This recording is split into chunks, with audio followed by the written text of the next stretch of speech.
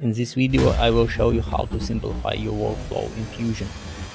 I often use this method in working with 3D space, but its application go far beyond that. I already have 3D setup created. Next I add custom tool node.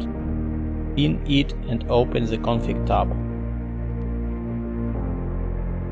Disable all unnecessary controls and rename the remaining 6 to X, Y, Z, pitch, orbit, tilt. Return to the control tab. Now need to link these parameters to corresponding values.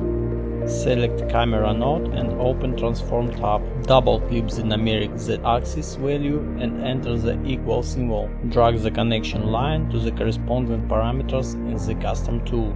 In the same way, link the X and Y value to the transform 3D node, setting the multiplier to 4. In the rotation section, connect X to pitch, Y to tilt and Z to orbit, using a multiplier of 40 for all. The main advantage of this approach is that it allows you to control parameters from multiple nodes in one centralized place.